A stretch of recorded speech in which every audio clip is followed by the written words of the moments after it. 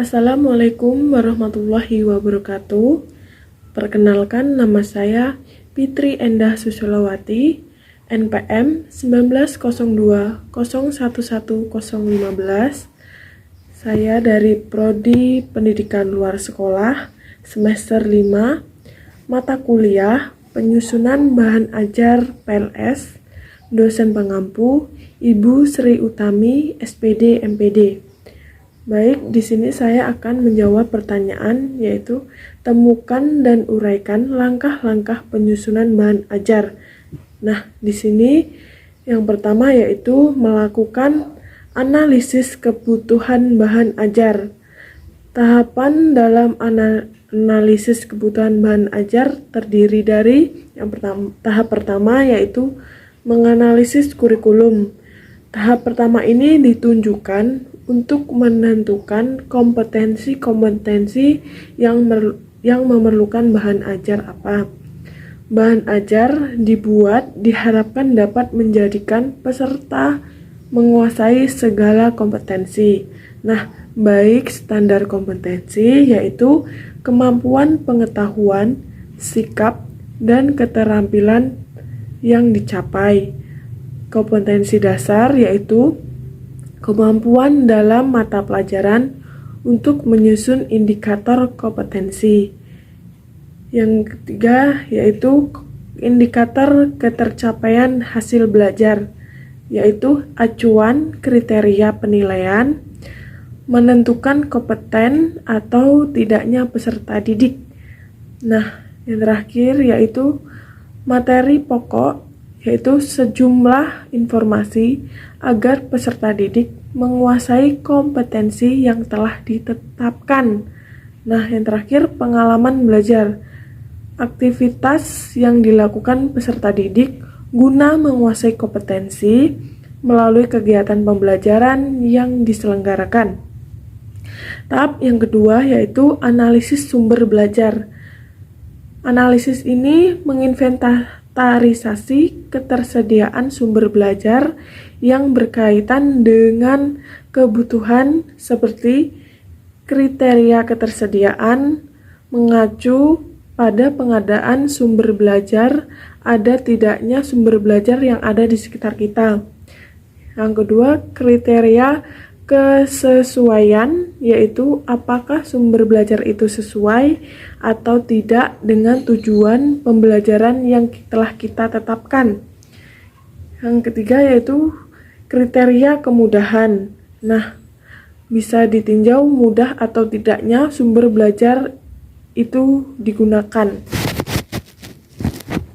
Nah, tahap yang ketiga memilih dan menentukan bahan ajar, bertujuan untuk memenuhi salah satu kriteria bahwa bahan ajar harus menarik dan dapat membantu peserta didik untuk mencapai kompetensinya.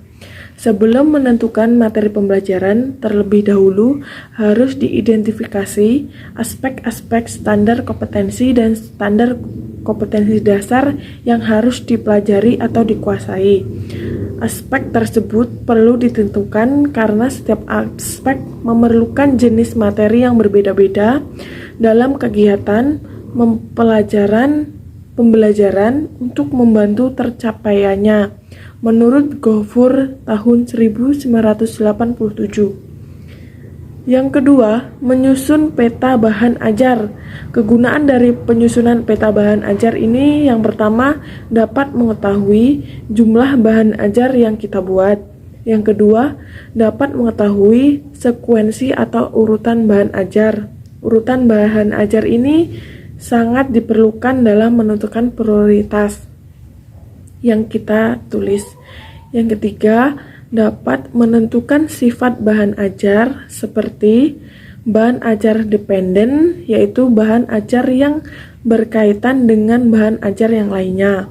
Nah, dan bahan ajar independen, yaitu bahan ajar yang berdiri sendiri, tidak berkaitan dengan bahan ajar lainnya. Ini keterbalikannya ya dari dependen tadi. Nah, yang ketiga atau yang terakhir, membuat struktur bahan ajar. Bahan ajar terdiri atas susunan bagian-bagian yang dipadukan sehingga menjadi sebuah bangunan yang utuh. Itu bisa disebut sebagai bahan ajar. Nah, secara umum ada 7 komponen dalam setiap bahan ajar, yaitu judul, petunjuk belajar, materi pokok atau materi dasar, informasi pendukung, latihan, tugas, atau langkah kerja, dan yang terakhir penilaian. Nah, demikian uraian langkah-langkah penyusunan bahan ajar yang bisa saya sampaikan. Saya akhiri. Wassalamualaikum warahmatullahi wabarakatuh. Assalamualaikum warahmatullahi wabarakatuh. Saya Nora Novitasari dari Program Pendidikan Luar Sekolah dengan mata kuliah Manajemen PLS. Yang mana di sini saya akan menjelaskan tentang komponen-komponen yang menjadi bahan pertimbangan dalam pengelolaan PLS. Baiklah, di sini saya akan menjelaskan 7 komponen dalam pengelolaan pendidikan luar sekolah. Menurut rujukan dari buku Bapak Profesor Juju Sujana, MED, PhD. Dan komponen tersebut yaitu yang pertama ada komponen masukan lingkungan atau environmental input. Yang mana yang meliputi lingkungan alam, lingkungan sosial budaya, dan lingkungan kelembagaan. Yang dikatakan dengan lingkungan alam itu seperti lingkungan hayati dan non hayati. Lingkungan sosial itu kondisi kependudukan seperti kebiasaan, tradisi, dan yang dikatakan dengan lingkungan kelembagaan yaitu merupakan instansi-instansi pemerintah, perusahaan, dan organisasi masyarakat yang mana pendidikan luar sekolah dilangsungkan. Dan komponen kedua yaitu masukan sarana atau instrumental input, yang mana terdiri atas kurikulum atau program pembelajaran, tenaga kependidikan, sarana, prasarana, dan biaya. Yang mana kurikulum itu meliputi atau suatu tujuan dengan identik dengan materi atau bahan pembelajaran, metode, teknik, atau media pembelajaran, serta evaluasi hasil belajar. Sedangkan tenaga kependidikan itu memiliki kemampuan atau kompetensi dalam suatu pembelajaran yang mencakup kompetensi dasar, akademik, pengetahuan, personal, sosial, dan profesional. Dan sarana prasarana yaitu yang meliputi suatu lokasi, di mana lokasi akan dilaksanakan, dan prasarananya di dalamnya ada seperti meja, kursi, infokus, dan sebagainya. Dan serta tentang pembiayaan, yaitu sumber dana-dana yang tersedia atau anggaran dalam suatu pengelolaan biaya. Dan yang ketiga ada masukan mentah atau raw input, ialah peserta didik yang terdiri dari warga belajar dan masyarakat. Evaluasi dari masukan mentah ini yaitu untuk menjawab pertanyaan-pertanyaan tentang karakteristik yang mana yang mendorong atau menghambat proses pembelajaran dan dampak dari suatu hasil pembelajaran tersebut. Dan komponen keempat ada proses pendidikan melalui pembelajaran atau proses, yang mana peserta didik melalui atau mengikuti kegiatan melalui bimbingan atau pelatihan. Dan komponen kelima yaitu ada komponen keluaran atau output, yaitu lulusan pendidikan luar sekolah yang dievaluasi melalui kuantitas dan kualitas. Kuantitas yaitu jumlah lulusan yang berhasil menyelesaikan suatu pendidikan. Sedangkan kualitas yaitu suatu perubahan tingkah laku setelah lulus yang meliputi ranah afeksi seperti sikap, kognitif seperti pengetahuan, dan psikomotor seperti keterampilan. Dan komponen yang kelima itu adalah komponen masukan lain atau other input, yang mana di sini yaitu sumber atau daya dukung yang memungkinkan lulusan dapat menerapkan hasil belajarnya dalam kehidupan nyata, seperti membuka usaha bisnis sehingga menghasilkan suatu keuntungan bagi diri sendiri dan bagi orang lain. Dan komponen yang ketujuh atau yang terakhir, yaitu komponen pengaruh atau outcome, yaitu dampak yang dialami peserta didik atau lulusan yang setelah memperoleh dukungan dari masukan lain tersebut, yang mana pengaruh ini dapat diukur dari beberapa aspek kehidupan nyata seperti peningkatan taraf atau kesejahteraan hidup, upaya membelajarkan orang lain baik dalam suatu perorangan, kelompok, atau komunitas, dan keikutsertaan dalam organisasi atau kegiatan sosial masyarakat, seperti partisipasi sebuah pikiran, tenaga, dan keterampilan.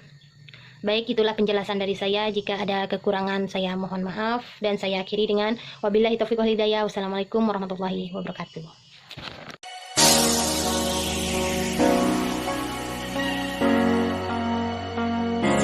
Masukan lingkungan atau dalam kurung environmental input. Ini meliputi lingkungan alam, sosial budaya, dan kelembagaan. Yang pertama, lingkungan alam. Lingkungan alam ada 3, yaitu lingkungan alam hayati, biotik, seperti flora dalam kurung tumbuhan, dan fauna seperti hewan. Yang kedua, lingkungan non-hayati, seperti tanah, alat, air, mineral, cuaca, sungai, dan sebagainya. Yang ketiga, lingkungan alam buatan, seperti pemukiman, sarana, dan alat transportasi, bendungan, pasar, kampus, dan sebagainya. Yang kedua, lingkungan sosial budaya. Ini meliputi kondisi kependudukan dengan berbagai potensinya seperti kebiasaan atau tradisi, pendidikan, agama, komunikasi, kesenian, bahasa, kesehatan, mata pencarian, lapangan kerja, ideologi, dan politik, keamanan, kebutuhan, dana, dan terakhir masyarakat. Lingkungan kelembagaan terdiri atas instansi-instansi pemerintah, perusahaan, lembaga-lembaga, swadaya masyarakat, dan organisasi kemasyarakatan yang terkait dengan program dan terdapat dalam lingkungan di mana program pendidikan luar sekolah dilangsungkan. Yang kedua, masukan sarana atau instrumental input yang terdiri atas yang A, kurikulum atau kegiatan program pembelajaran seperti materi pembelajaran, metode teknik, dan media pembelajaran, serta alat pembelajaran.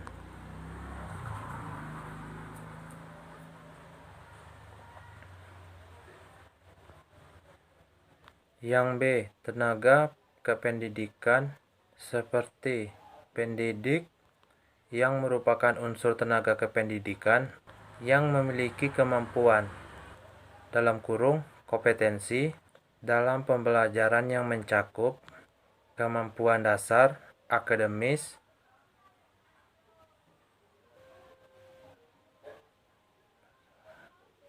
personal, sosial, dan profesional. Tenaga kependidikan ini contohnya seperti tutor, pembelajar,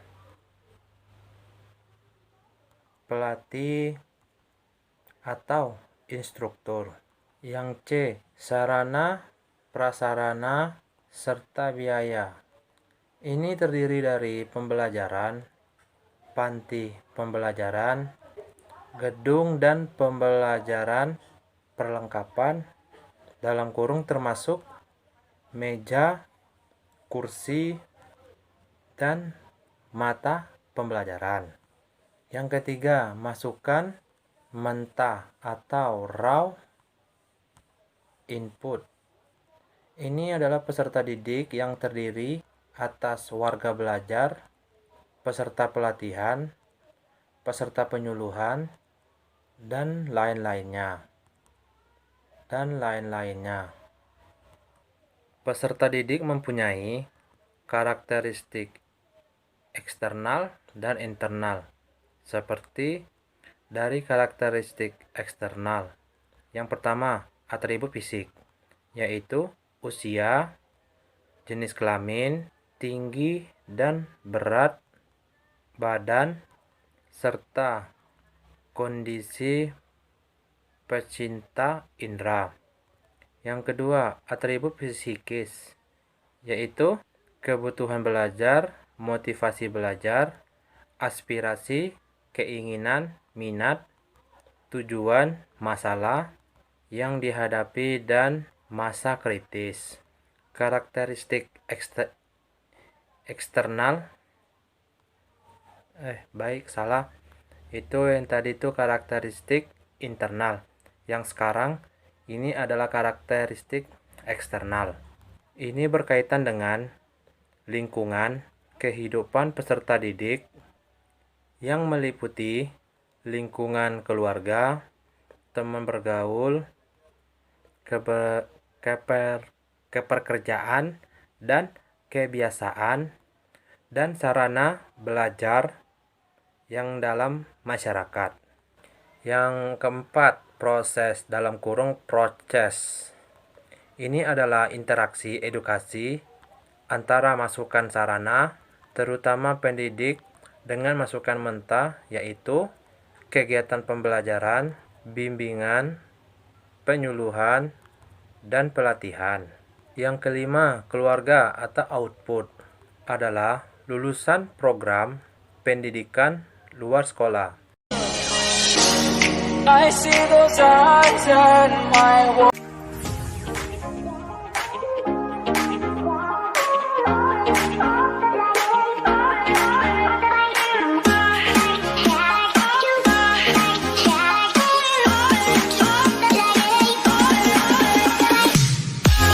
Assalamualaikum warahmatullahi wabarakatuh. Perkenalkan, nama saya Julian, NPM 190201110001, mata kuliah manajemen PLS. Baiklah, di dalam video ini saya akan menjelaskan komponen-komponen bahan pertimbangan dalam pengelolaan PLS. Menurut Samsu Mapa 1984, komponen program meliputi masukan, proses, dan hasil program.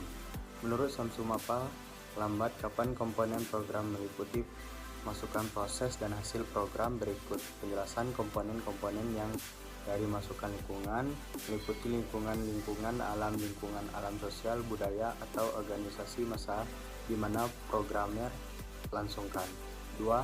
Masukan karena instrumental terdiri atas beribu volume atau program pembelajaran, tenaga, kependidikan, sarana dan prasarana, serta biaya tujuan pembelajaran berfungsi untuk menguji kebutuhan pendidikan atau kebutuhan belajar. 3. Masukan mentah raw input ialah peserta didik yang terdiri atas warga belajar, peserta pelatihan, penyuluhan, pemegang jamaah, majelis taklim, santri, dan sebagainya. Yang keempat, proses pendidikan melalui pembelajaran. Proses adalah interaksi edukatif antara masukan, sarana, terutama pendidik atau tutor, pamong belajar, pelatih, penyuluhan, dan sebagainya. Dengan masukan, yaitu peserta didik melalui kegiatan pembelajaran, bimbingan, penyuluhan, dan atau pelatihan. Yang kelima, keluaran output adalah lulusan program pendidikan luar sekolah, keluaran yang dievaluasi secara komunitas dan kualitas. Lulusan program setelah mengalami proses pembelajaran, kualitas atau perubahan tingkah laku peserta didik, kuantitas atau jumlah lulusan yang berhasil menyelesaikan pembelajaran. Yang keenam, masukan lain output adalah sumber-sumber atau daya dukung yang memungkinkan lulusan dapat menerapkan hasil belajar atau keluaran dalam hidupnya. Masukan lain bidang pekerjaan atau lapangan pekerjaan, bimbingan kerja, pengawasan, dan monitoring manusia. Masukan lain bidang kegiatan masyarakat atau perlibatan dalam pembangunan masyarakat dan status sosial. Dan yang ketujuh adalah pengaruh outcome, adalah dampak yang dialami peserta didik atau lulusan setelah memperoleh dukungan dari masukan lain. Pengaruh ini dapat diukur dalam 3 aspek kehidupannya, yaitu pertama dalam kurung peningkatan taraf atau kesejahteraan hidup dan pendapatan, kesejahteraan dan lain-lain. Kedua, upaya pembelajaran orang lain baik kepada perorangan, kelompok, dan komunitas. Ketiga, keikutsertaan dalam kegiatan sosial atau pembangunan masyarakat seperti partisipasi, buah pikiran, tenaga, keterampilan, dan harta benda. Sekian dari video saya tentang komponen-komponen bahan pertimbangan dalam pengelolaan PLS. Jika ada kesalahan di dalam video ini, saya mohon maaf dan saya akhiri dengan wabillahi taufiq wal hidayah. Wassalamualaikum warahmatullahi wabarakatuh.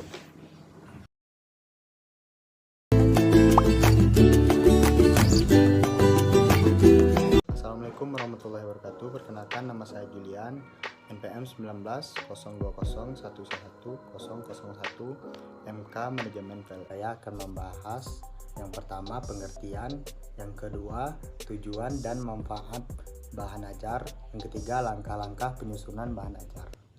Sebelum kita masuk lebih lanjut, yaitu kita harus mengerti dulu apa itu pengertian bahan ajar. Bahan ajar merupakan bahan atau materi pembelajaran yang disusun secara sistematis yang digunakan guru dan siswa dalam KBM. Selanjutnya, tujuan dan manfaat bahan ajar. Di dalam tujuan bahan ajar ini ada 3 yang kita bahas. Yang pertama, menyediakan bahan ajar yang sesuai dengan tuntutan kurikulum dengan mempertimbangkan kebutuhan peserta didik, yakni bahan ajar yang sesuai dengan karakteristik dan setting atau lingkungan sosial peserta didik. 2. Membantu peserta didik dalam memperoleh alternatif bahan ajar di samping buku-buku teks terkadang sulit diperoleh. Yang ketiga, memudahkan guru dan melaksanakan pembelajaran. Untuk manfaat bahan ajar sendiri yaitu terbagi 3. Manfaat bagi guru, manfaat bagi peserta didik, manfaat bahan ajar dalam pembelajaran individual kelompokan. Yang pertama, manfaat bagi guru. 1. Diperoleh bahan ajar yang sesuai tuntutan kurikulum sesuai dengan kebutuhan belajar peserta didik. Yang kedua, tidak lagi tergantung kepada buku teks yang terkadang sulit untuk diperoleh. Manfaat bagi peserta didik. Yang pertama, kegiatan pembelajaran menjadi lebih menarik. Yang kedua, kesempatan untuk belajar secara mandiri dan mengurangi ketergantungan terhadap kehadiran guru. Yang ketiga, mendapatkan kemudahan dalam mempelajari setiap kompetensi yang harus dikuasai. Dan manfaat bahan ajar dalam mempelajari individual dan kelompokan. Metode pembelajaran individual lebih menekankan pada aktivitas siswa di bidang guru sehingga siswa dapat memahami dan menguasai materi secara mandiri.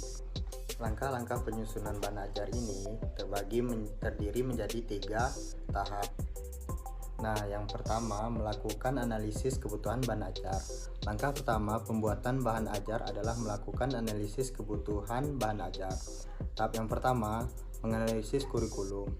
Tahap pertama ini ditunjukkan untuk menentukan kompetensi-kompetensi yang memerlukan bahan ajar. Dengan demikian, bahan ajar yang kita buat benar-benar diharapkan dapat menjadikan peserta didik menguasai segala kompetensi yang ditentukan. Untuk mencapai hal tersebut, kita perlu mempelajari 5 hal sebagai berikut. Yang pertama, standar kompetensi dasar, indikator ketercapaian hasil belajar, materi pokok, pengalaman belajar. Dan tahap kedua, analisis sumber belajar. Setelah melakukan analisis kurikulum, langkah selanjutnya dalam menganalisis kebutuhan belajar adalah menganalisis sumber belajar. Secara analisis sumber belajar adalah dengan menginventarisasi ketersediaan sumber belajar yang dikaitkan dengan kebutuhan berikut. Ini merupakan penjelasan kriteria dalam menganalisis sumber belajar. A. Kriteria ketersediaan. B. Kriteria kesesuaian. C. Kriteria kemudahan. Di sini kita memasuki tahap ketiga, memilih dan menentukan bahan ajar. Tahap ketiga dalam analisis kebutuhan bahan ajar adalah memilih dan menentukan bahan ajar. Berkaitan dengan pemilihan bahan ajar, ada 3 prinsip yang dapat dijadikan sebagai pedoman dalam memilih dan menentukan bahan ajar, yaitu A. Prinsip revelasi. Arti dari prinsip revelasi yaitu bahan ajar yang dipilih sebaiknya ada hubungan dengan pencapaian standar kompetensi dan kompetensi dasar. B. Prinsip konsistensi. Dalam prinsip konsistensi, bahan ajar yang dipilih harus mempunyai nilai keajengan dan antara kompetensi dasar yang mesti dikuasai peserta didik dengan bahan ajar yang telah disiapkan mempunyai keselarasaan dan kesamaan. Yang C. Prinsip kecakupan. Dalam prinsip kecakupan, ketika kita memilih bahan ajar, hendaknya dicari dan memadai untuk membantu siswa menguasai kompetensi dasar yang diajarkan. Selanjutnya untuk langkah kedua, menyusun peta bahan ajar. Setelah proses analisis kebutuhan bahan ajar selesai, kita melaksanakan selanjutnya dalam pembuatan menyusun bahan ajar, kita akan mengetahui jumlah yang perlu kita lakukan. Berikutnya adalah menyusun peta kebutuhan bahan ajar. Hal ini penting kita lakukan mengingat peta bahan ajar mempunyai banyak kegunaan. Menurut Dignas, paling tidak ada 3 kegunaan penyusunan peta kebutuhan bahan ajar. Kegunaan dari penyusunan peta bahan ajar adalah: yang A. Dapat mengetahui jumlah bahan ajar yang harus ditulis. Yang B. Dapat mengetahui sekuensi atau urutan bahan ajar. Urutan bahan ajar ini sangat diperlukan dalam menentukan prioritas penulisan. Yang C. Dapat menentukan sifat bahan ajar. Dan yang terakhir adalah langkah yang ketiga, membuat struktur bahan ajar. Langkah ketiga dalam pembuatan bahan ajar adalah membuat struktur bahan ajar. Bahan ajar terdiri dari atas kesusunan bagian-bagian yang kemudian dipadukan sehingga menjadi sebuah bangunan utuh yang layak disebut sebagai bahan ajar. Susunan atau bangunan bahan ajar inilah yang dimaksud dengan struktur bahan ajar. Sebagaimana telah disebutkan sebelumnya bahwa masing-masing bentuk bahan ajar memiliki struktur berbeda.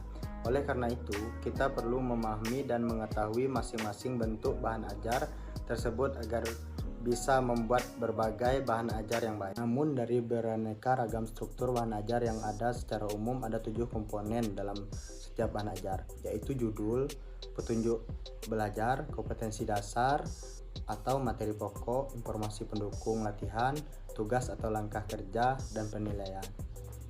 Baiklah, sekian video dari langkah-langkah penyusunan bahan ajar. Apabila ada kesalahan dalam video ini, saya mohon maaf dan saya akhiri dengan wabillahi taufiq wal hidayah. Wassalamualaikum warahmatullahi wabarakatuh.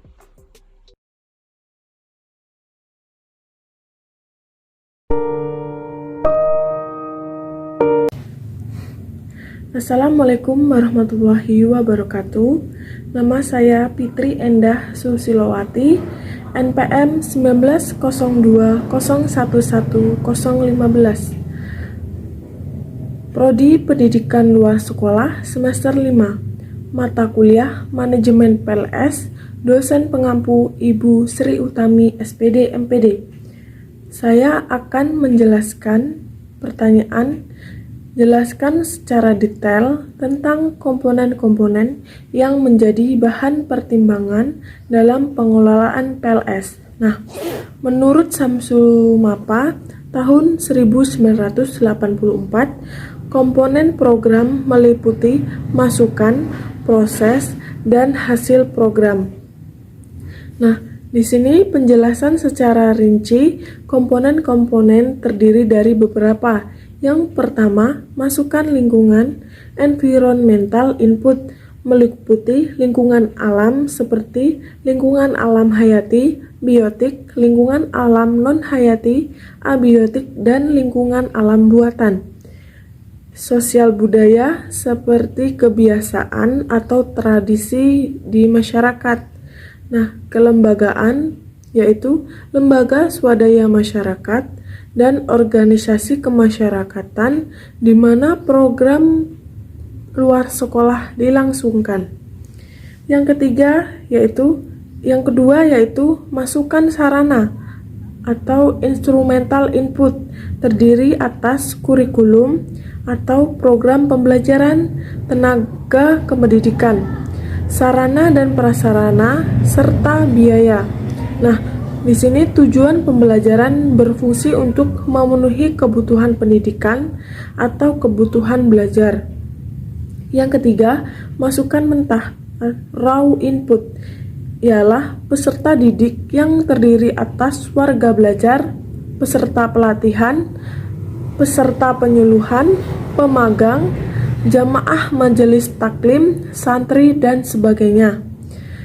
Nah, yang keempat yaitu proses pendidikan melalui pembelajaran atau proses adalah interaksi edukatif antara masukan, sarana, terutama pendidik yaitu tutor, pamong belajar, pelatih, penyuluh, dan sebagainya, dengan masukan mentah yaitu peserta didik melalui kegiatan pembelajaran, bimbingan, penyuluhan, dan pelatihan. Nah, yang kelima yaitu keluaran atau output adalah lulusan program pendidikan luar sekolah. Keluaran yang dievaluasi seperti kuantitas dan kualitas lulusan program setelah mengalami proses pembelajaran. Kualitas yaitu bisa dicontohkan perubahan tingkah laku peserta didik.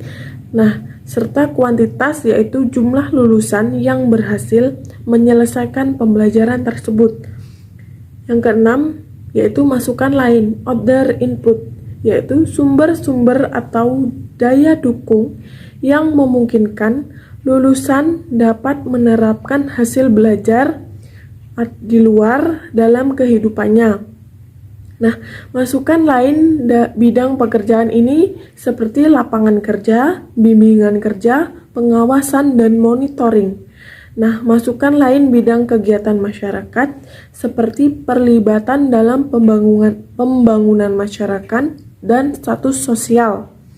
Yang terakhir atau ketujuh, pengaruh atau outcome adalah dampak yang dialami peserta didik atau lulusan setelah memperoleh dukungan dari masukan lain. Nah, pengaruh ini dapat diukur dalam 3 aspek kehidupan. Yang pertama yaitu peningkatan taraf atau kesetaraan hidup dan pendapatan, kesehatan, pendidikan, atau lain sebagainya. Yang kedua, upaya pembelajaran orang lain baik kepada perorangan, kelompok, dan atau komunitas. Nah, yang ketiga yaitu keikutsertaan dalam kegiatan sosial atau pembangunan masyarakat seperti partisipasi buah pikiran, tenaga, keterampilan, dan atau harta benda atau biaya. Nah, demikian komponen-komponen bahan pertimbangan yang bisa saya sampaikan menyangkut semua unsur sistem pendidikan dalam pengelolaan PLS.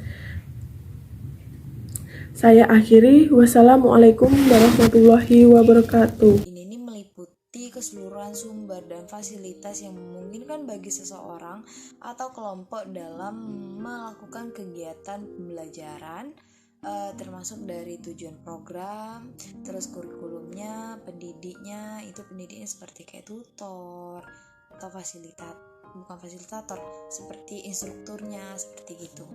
Terus ada yang selanjutnya itu ada masukan lingkungan, di mana masukan lingkungan ini adalah faktor lingkungan yang menunjang atau mendukung berjalannya suatu program pendidikan, meliputi lingkungan keluarga, lingkungan sosial seperti teman. Yang selanjutnya itu ada masukan lain. Masukan lain maksudnya di sini adalah daya dukung lain yang memungkinkan para peserta didik dan lulusan yang dapat menggunakan kemampuan yang telah ia miliki untuk kemajuan hidupnya. Dan itu adalah dana, fasilitas, pemasaran, terus lapangan kerja, terus ada latihan lanjutan, kemudian ada bantuan dari eksternal dan lainnya. Nah, yang selanjutnya itu ada pengaruh atau impact, di mana pengaruh atau impact ini adalah menyangkut hasil yang didapat oleh peserta didik dan lulusan dalam mengikuti proses pembelajaran tersebut. Oke, baiklah, mungkin hanya itu saja yang dapat saya sampaikan pada penyampaian kali ini. Apabila ada kekurangan atau salah kata dalam penyampaian, mohon dimaafkan. Saya akhiri dengan wabillahi taufiq wal hidayah. Wassalamualaikum warahmatullahi wabarakatuh.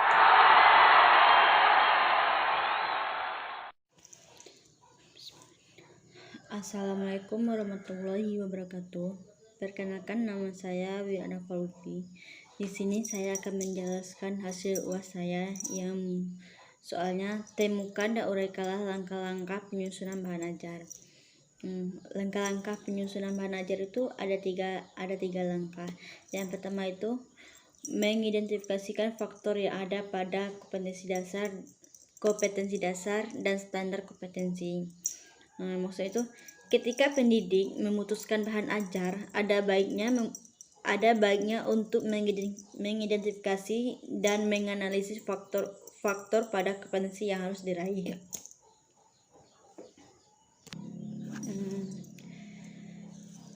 Yang kedua, menentukan jenis bahan ajar yang cocok untuk kompetensi yang harus diraih.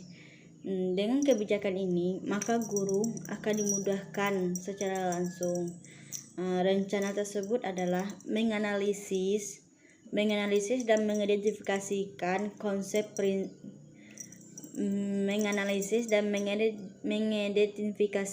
konsep, prinsip, prosedur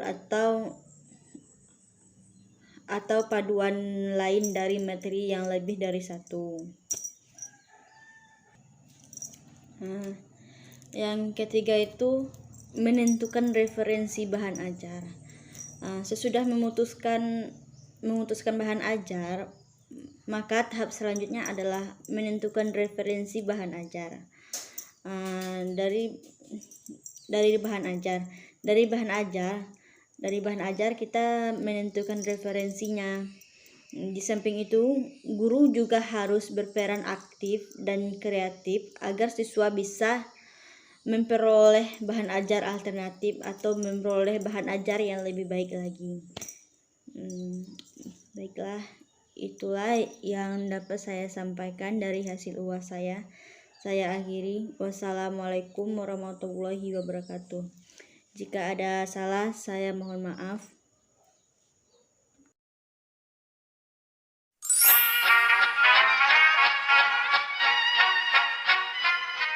Assalamualaikum warahmatullahi wabarakatuh. Perkenalkan, nama saya Angelika Bula Ramadhani, NPM 190201111005. Pada kesempatan kali ini saya akan menjelaskan apa saja komponen-komponen yang menjadi pertimbangan dalam pengelolaan pendidikan luar sekolah.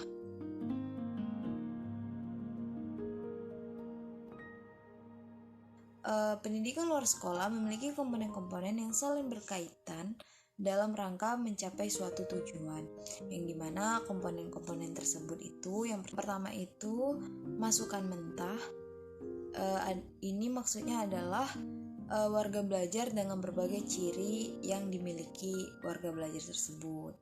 Kedua itu ada proses. Nah, proses ini adalah kegiatan pembelajaran dengan pendekatan bervariasi mulai dari pedagogi dan juga andragogi. Terus ada keluarga, yang dimana keluarga ini adalah kuantitas lulusan yang disertai dengan kualitas perubahan tingkah laku yang didapat melalui kegiatan belajar membelajarkan. Nah, perubahan perilaku ini mencakup seperti kognitif, psikomotor, dan afektif gitu. Yang selanjutnya itu ada masukan sarana atau instrumental input, di mana ini meliputi keseluruhan sumber dan fasilitas yang memungkinkan bagi seseorang atau kelompok dalam melakukan kegiatan pembelajaran, termasuk dari tujuan program, terus kurikulumnya, pendidiknya seperti kayak tutor atau bukan fasilitator, seperti instrukturnya, seperti gitu. Terus ada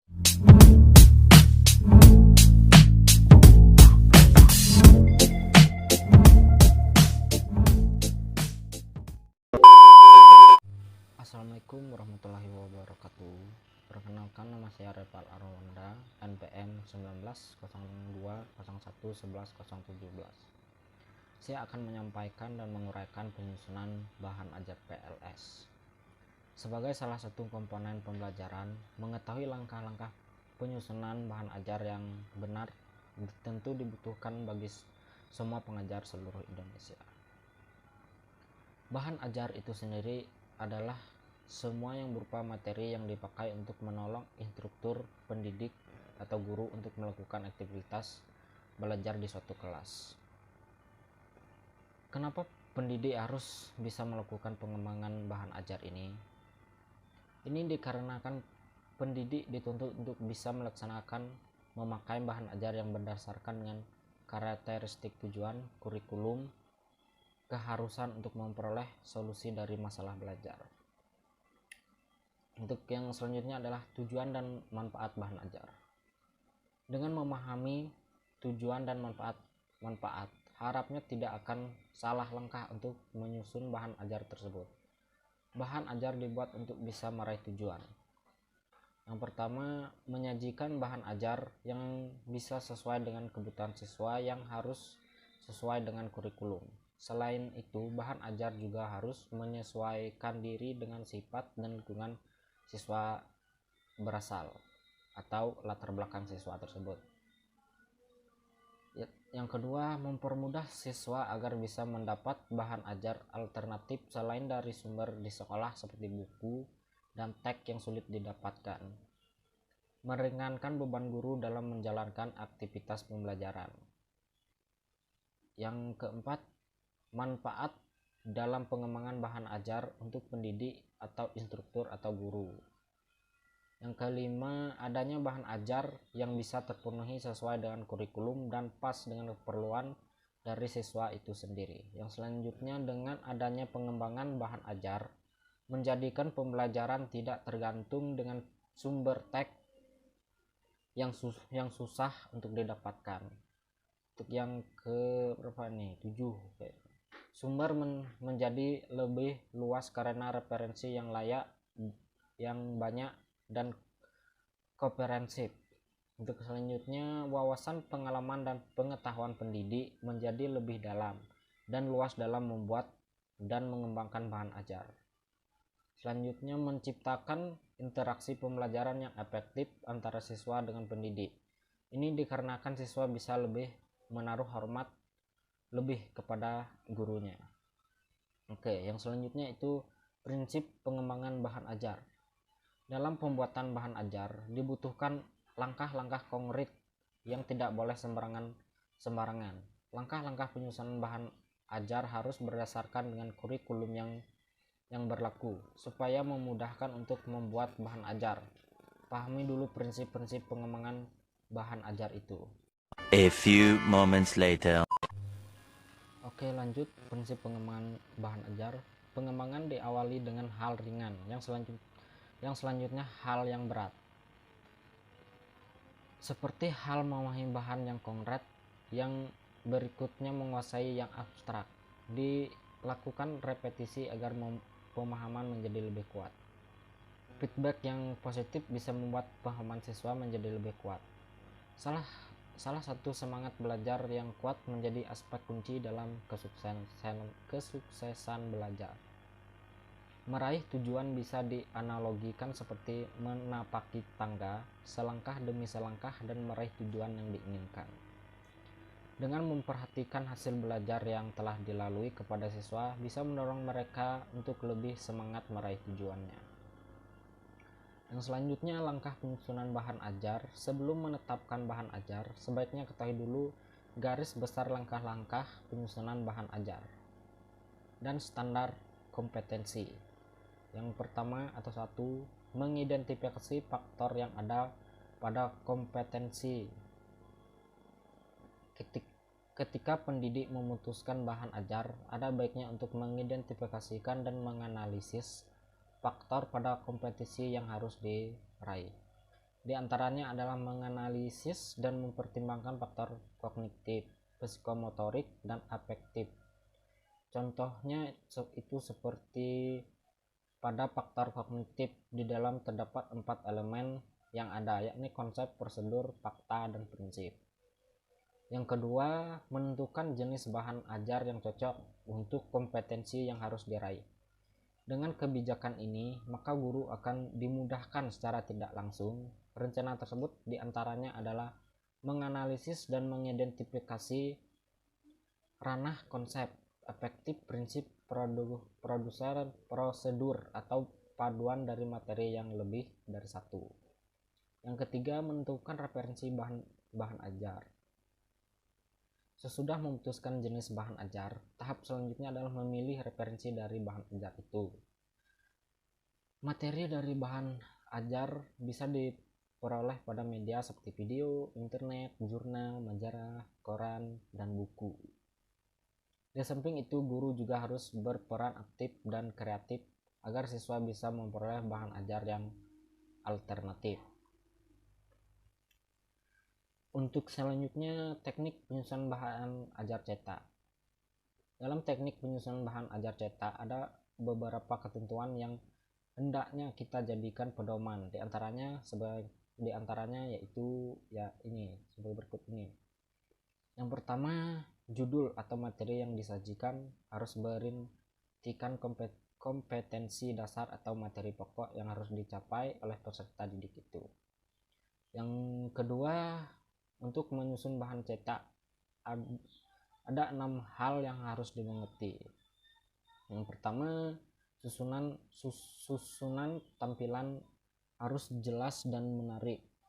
Bahan bahasa yang mudah, mampu menguji pemahaman, adanya stimulan, kemudahan dibaca, materi instruksional.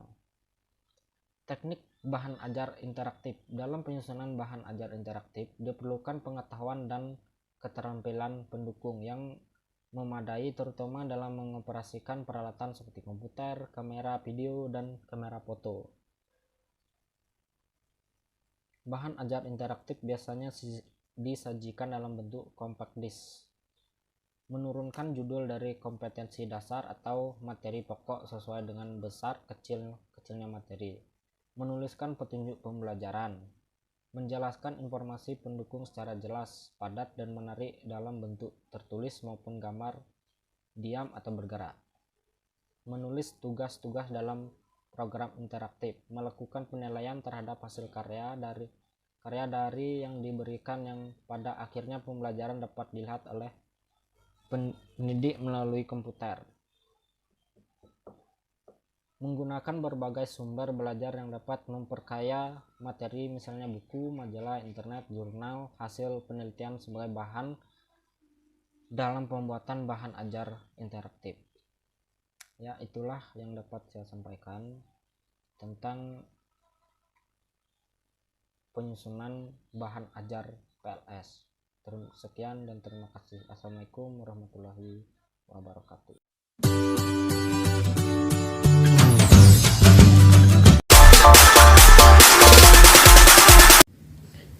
Assalamualaikum warahmatullahi wabarakatuh. Perkenalkan, nama saya Fitri Endah Susulawati, NPM 1902011015. Saya dari Prodi Pendidikan Luar Sekolah semester 5, mata kuliah, penyusunan bahan ajar PLS, dosen pengampu, Ibu Sri Utami, SPD MPD. Baik, di sini saya akan menjawab pertanyaan, yaitu temukan dan uraikan langkah-langkah penyusunan bahan ajar. Nah, di sini yang pertama yaitu melakukan analisis kebutuhan bahan ajar. Tahapan dalam analisis kebutuhan bahan ajar terdiri dari tahap pertama yaitu menganalisis kurikulum. Tahap pertama ini ditunjukkan untuk menentukan kompetensi-kompetensi yang memerlukan bahan ajar apa. Bahan ajar diharapkan dapat menjadikan peserta menguasai segala kompetensi. Nah, baik standar kompetensi yaitu kemampuan pengetahuan, sikap, dan keterampilan yang dicapai. Kompetensi dasar yaitu kemampuan dalam mata pelajaran untuk menyusun indikator kompetensi. Yang ketiga yaitu indikator ketercapaian hasil belajar, yaitu acuan kriteria penilaian, menentukan kompeten atau tidaknya peserta didik. Nah, yang terakhir yaitu materi pokok, yaitu sejumlah informasi agar peserta didik menguasai kompetensi yang telah ditetapkan. Nah, yang terakhir pengalaman belajar, aktivitas yang dilakukan peserta didik guna menguasai kompetensi melalui kegiatan pembelajaran yang diselenggarakan. Tahap yang kedua yaitu analisis sumber belajar. Analisis ini menginventarisasi ketersediaan sumber belajar yang berkaitan dengan kebutuhan seperti kriteria ketersediaan, mengacu pada pengadaan sumber belajar, ada tidaknya sumber belajar yang ada di sekitar kita. Yang kedua, kriteria kesesuaian, yaitu apakah sumber belajar itu sesuai atau tidak dengan tujuan pembelajaran yang telah kita tetapkan. Yang ketiga yaitu kriteria kemudahan. Nah, bisa ditinjau mudah atau tidaknya sumber belajar itu digunakan. Nah, tahap yang ketiga memilih dan menentukan bahan ajar, bertujuan untuk memenuhi salah satu kriteria bahwa bahan ajar harus menarik dan dapat membantu peserta didik untuk mencapai kompetensinya. Sebelum menentukan materi pembelajaran, terlebih dahulu harus diidentifikasi aspek-aspek standar kompetensi dan standar kompetensi dasar yang harus dipelajari atau dikuasai. Aspek tersebut perlu ditentukan karena setiap aspek memerlukan jenis materi yang berbeda-beda dalam kegiatan pembelajaran untuk membantu tercapaiannya. Menurut Gofur tahun 1987. Yang kedua, menyusun peta bahan ajar. Kegunaan dari penyusunan peta bahan ajar ini yang pertama dapat mengetahui jumlah bahan ajar yang kita buat. Yang kedua, dapat mengetahui sekuensi atau urutan bahan ajar.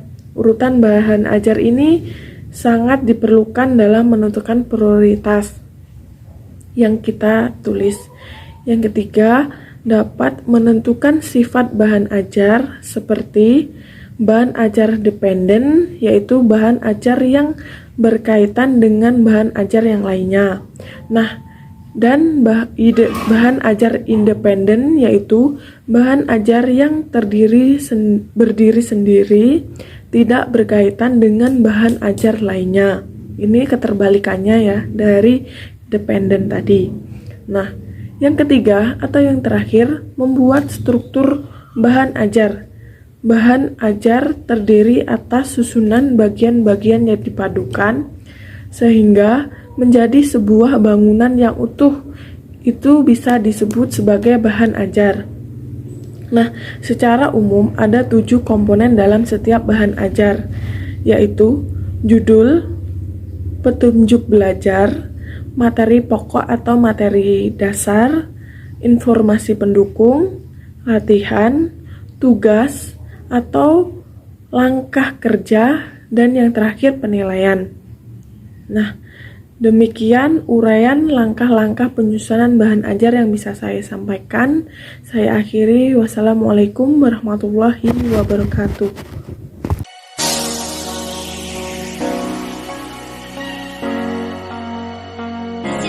Masukan lingkungan atau dalam kurung environmental input.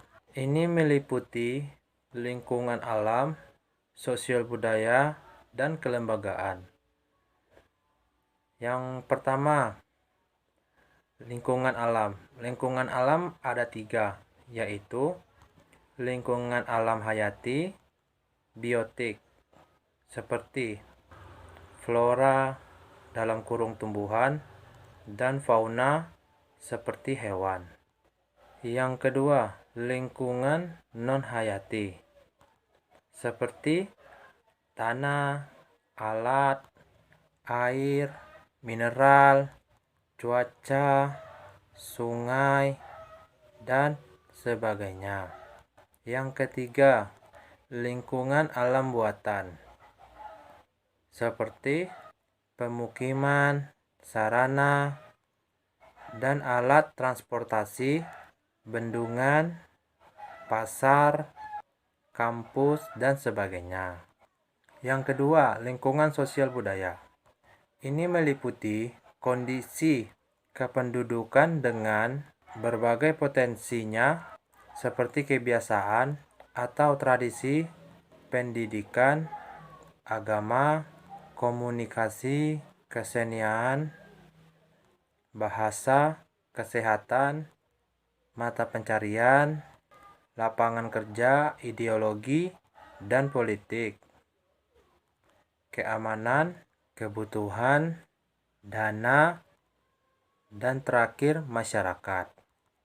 Lingkungan kelembagaan terdiri atas instansi-instansi pemerintah, perusahaan, lembaga-lembaga, swadaya masyarakat, dan organisasi kemasyarakatan yang terkait dengan program dan terdapat dalam lingkungan di mana program pendidikan luar sekolah dilangsungkan. Yang kedua, masukan sarana atau instrumental input yang terdiri atas yang A, kurikulum atau kegiatan program pembelajaran seperti materi pembelajaran, metode teknik,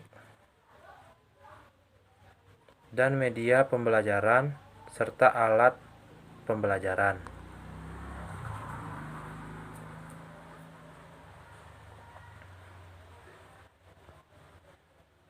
Yang B, tenaga kependidikan seperti pendidik yang merupakan unsur tenaga kependidikan yang memiliki kemampuan dalam kurung kompetensi dalam pembelajaran yang mencakup kemampuan dasar, akademis,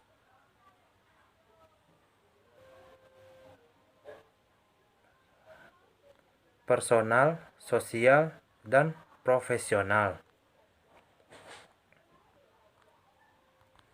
Tenaga kependidikan ini contohnya seperti tutor, pamong pembelajar, pelatih, atau instruktur. Yang C, sarana, prasarana, serta biaya.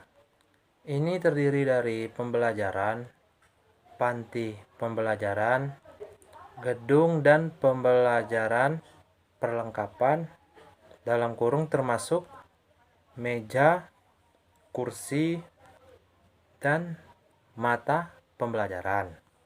Yang ketiga, masukan mentah atau raw input. Ini adalah peserta didik yang terdiri atas warga belajar, peserta pelatihan, peserta penyuluhan, dan lain-lainnya. Peserta didik mempunyai karakteristik eksternal dan internal. Seperti dari karakteristik eksternal, yang pertama atribut fisik, yaitu usia, jenis kelamin, tinggi dan berat badan, serta kondisi pecinta indera.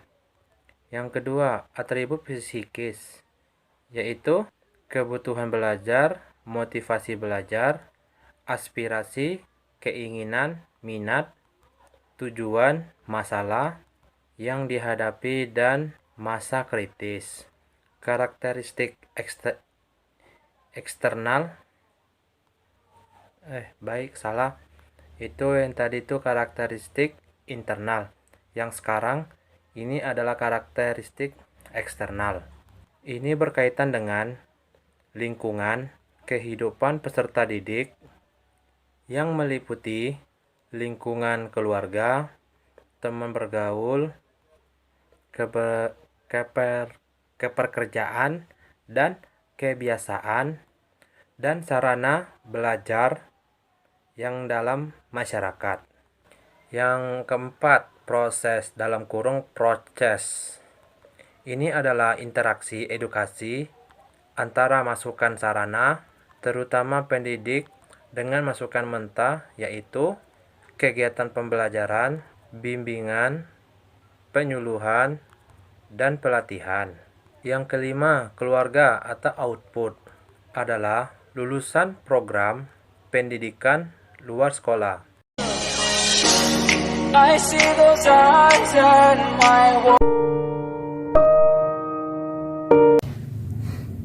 Assalamualaikum warahmatullahi wabarakatuh.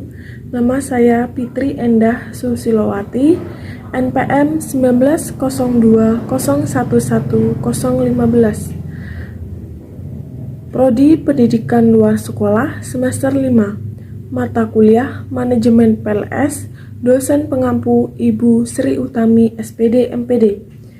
Saya akan menjelaskan pertanyaan. Jelaskan secara detail tentang komponen-komponen yang menjadi bahan pertimbangan dalam pengelolaan PLS. Nah, menurut Samsu Mapa tahun 1984, komponen program meliputi masukan, proses, dan hasil program. Nah, di sini penjelasan secara rinci komponen-komponen terdiri dari beberapa. Yang pertama, masukan lingkungan, environmental input, meliputi lingkungan alam seperti lingkungan alam hayati, biotik, lingkungan alam non-hayati, abiotik, dan lingkungan alam buatan. Sosial budaya seperti kebiasaan atau tradisi di masyarakat. Nah, kelembagaan yaitu lembaga swadaya masyarakat dan organisasi kemasyarakatan di mana program luar sekolah dilangsungkan. Yang kedua yaitu masukan sarana atau instrumental input, terdiri atas kurikulum atau program pembelajaran, tenaga kependidikan, sarana dan prasarana, serta biaya. Nah, di sini tujuan pembelajaran berfungsi untuk memenuhi kebutuhan pendidikan atau kebutuhan belajar. Yang ketiga, masukan mentah, raw input, ialah peserta didik yang terdiri atas warga belajar, peserta pelatihan, peserta penyuluhan, pemagang, jamaah majelis taklim, santri, dan sebagainya. Nah, yang keempat yaitu proses pendidikan melalui pembelajaran atau proses adalah interaksi edukatif antara masukan, sarana, terutama pendidik yaitu tutor, pamong belajar, pelatih, penyuluh, dan sebagainya, dengan masukan mentah yaitu peserta didik melalui kegiatan pembelajaran, bimbingan, penyuluhan dan pelatihan. Nah, yang kelima yaitu keluaran atau output adalah lulusan program pendidikan luar sekolah. Keluaran yang dievaluasi seperti kuantitas dan kualitas lulusan program setelah mengalami proses pembelajaran. Kualitas yaitu bisa dicontohkan perubahan tingkah laku peserta didik. Nah, serta kuantitas yaitu jumlah lulusan yang berhasil menyelesaikan pembelajaran tersebut.